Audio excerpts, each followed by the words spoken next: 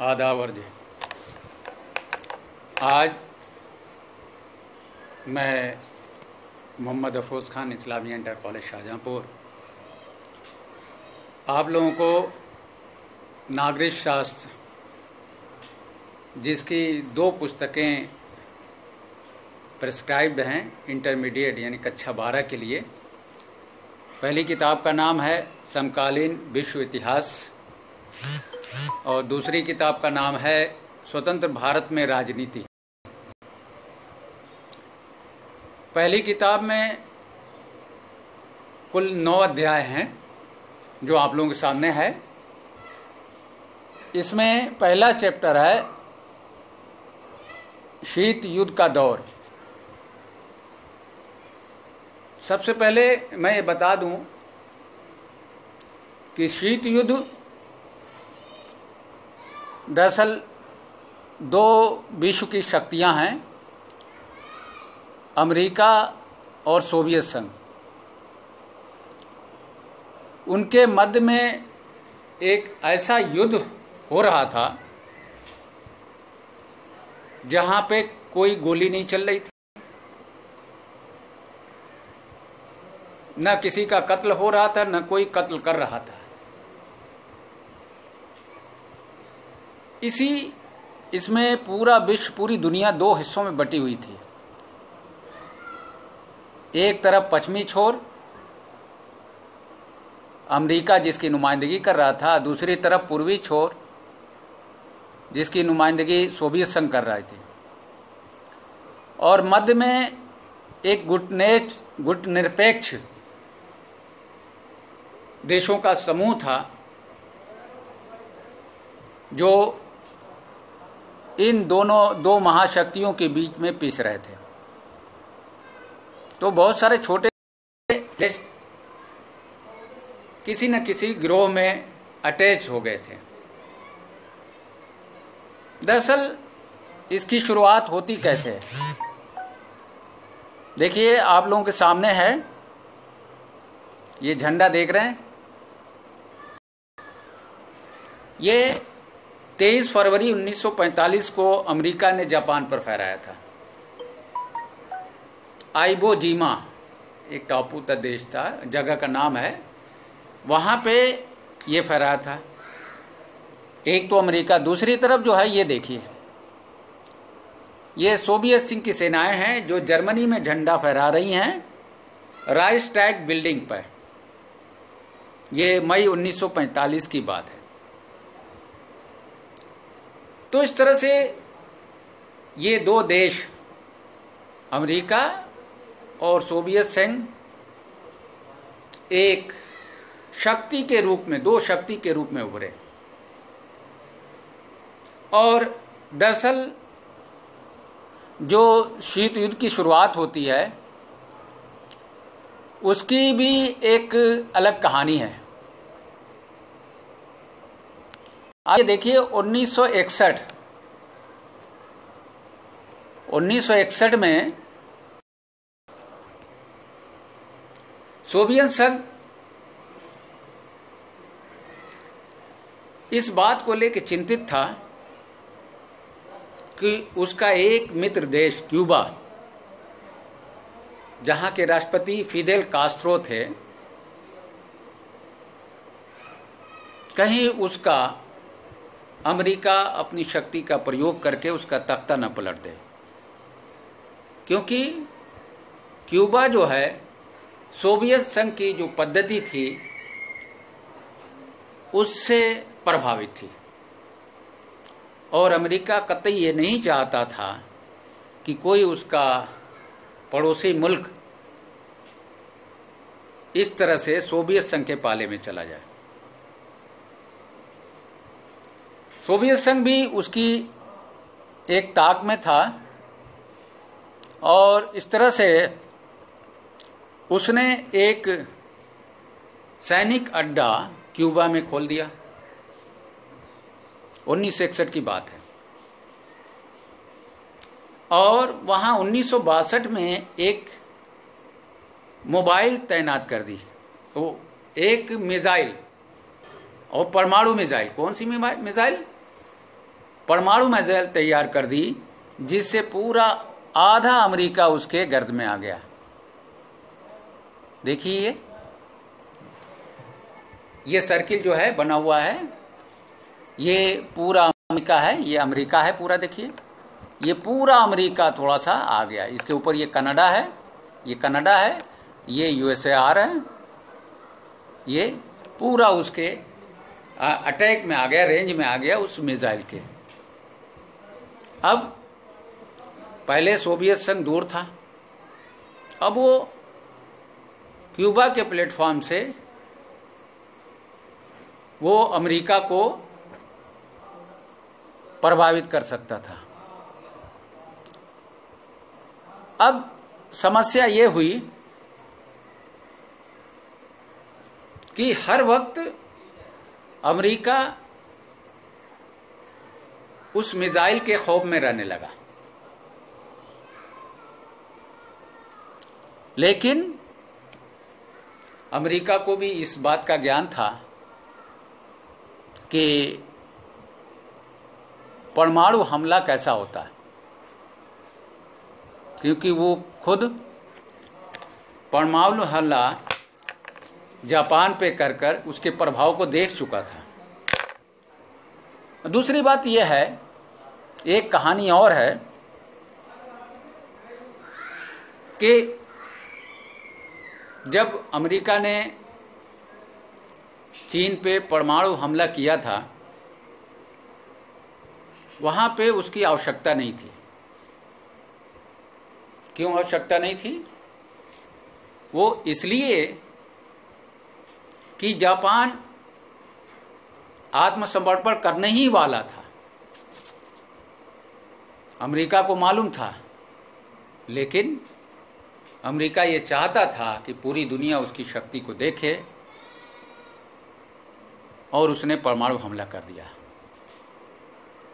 तो ये एक कारण था उस पर हमला करें, उसकी आवश्यकता ज़रूरत नहीं थी। अमेरिका ने गलत किया, उस पर हमला सिर्फ अपने सुपर पावर को बनाने के लिए, पूरी दुनिया पे अपना दबदबा बनाने के लिए जापान पे परमाणु हमला कर दिया था। अब तो इस तरह से ये शीत युद्ध चलता रहा। इसके दो ग्रुप बन गए, पश्चिमी ग्रुप, पूर्वी ग्रुप। पश्चिमी ग्रुप जिसमें संयुक्त राज्य अमेरिका था, जिसका जो शासन पद्धति था वो था उदारवादी लोकतंत्र तथा पूंजीवाद। इस पद्धति को अपने शासन में लाता था, व्यापार में लाए, तिजारत में लाए, और ये इस बात का प्रचार और प्रसार करते थे कि यही एक माध्यम है जिसके द्वारा हम लोगों को उन्नति के पथ पर ला सकते हैं, तरक्की कर सकते हैं लोग इस रास्ते पे अगर चले। दूसरी ओर यूएसएसआर, जिसका जो आधार था समाजवाद तथा साम्यवाद,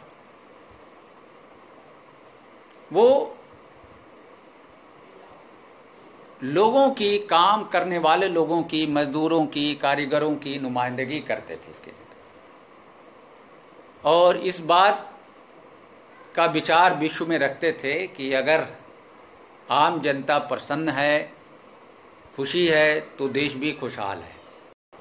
ये दो विचारधारा थी, जिसमें एक विचारधारा में पूंजी सेंट्रलाइज थी, एक और दूसरी विचारधारा में पूंजी जो है बहुत सारे लोगों के हिस्सों में बटी हुई थी, और ये लड़ाई उनकी हर स्तर पे चलती रहती थी। और इसी दोनों के बीच में पूर्वी विचारधारा और पश्चिमी विचारधारा, यानी वेस्टर्न विंग और ईस्टर्न विंग के बीच में एक मिडिल विंग था, जिसको हम गुटनिरपेक्ष देश कहते हैं, जिसमें हमारा भारत देश भी आता है। तो अब सवाल ये उठता है कि इतनी सब बातें हम लोगों ने पढ़ी, देखी, कि शीत युद्ध है क्या।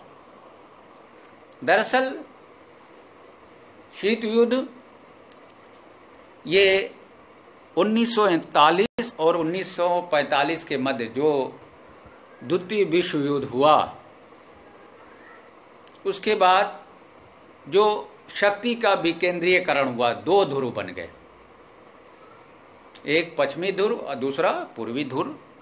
पश्चिमी ध्रुव की नुमाइंदगी अमेरिका ने किया और पूर्वी ध्रुव की नुमाइंदगी सोवियत संघ।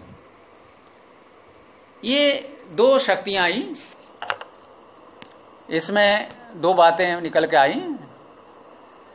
अब जैसे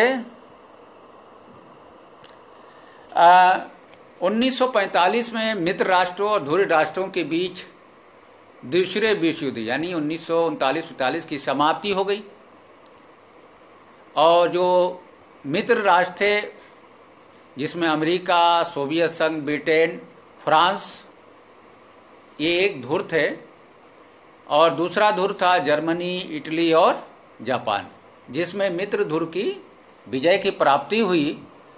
और उसके बाद जब विजय प्राप्त हुई तो इसमें दो शक्तियां आ गई।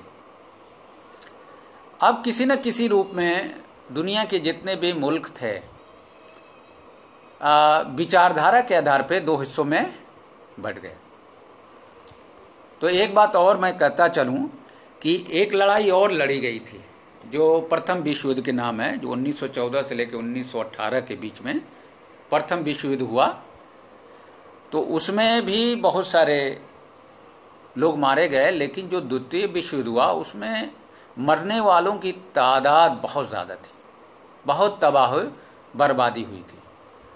तो इस तरह से जब युद्ध की समाप्ति हुई तो दो लीडर उभर के आए, दो ग्रुप आए, लीडरों के दो ग्रुप आए, एक अमेरिका, दूसरा सोवियत संघ।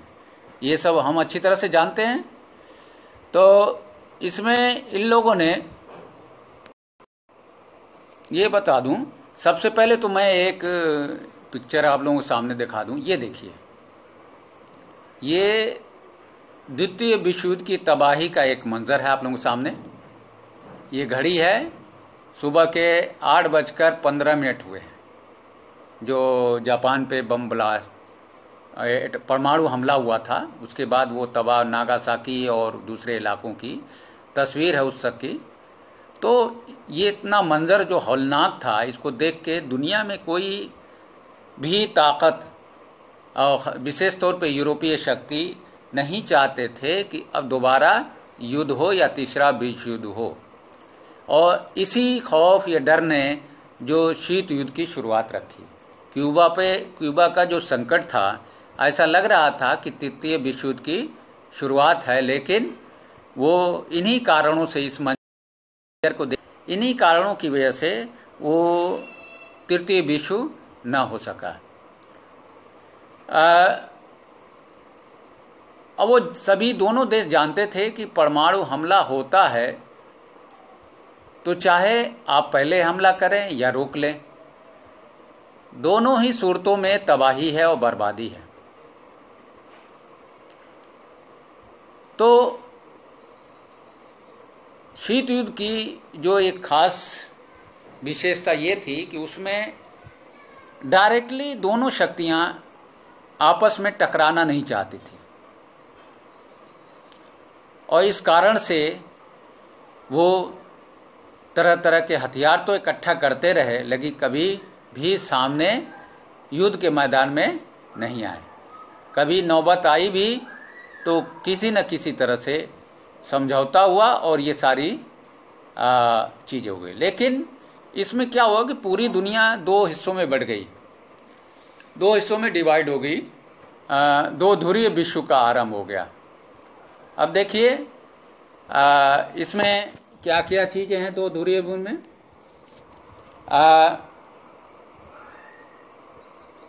देखिए इसमें पूरा जो ऐसे पीले रंग का है, और आगे देखिए यहाँ से आपको दिखेगा ये पीले रंग का है,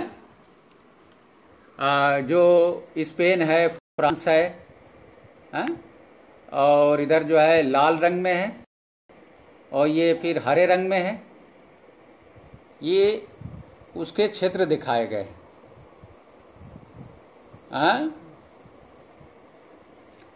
तो ये इसमें है। अब आपका एक प्रश्न जरा नोट कर लीजिए। आपको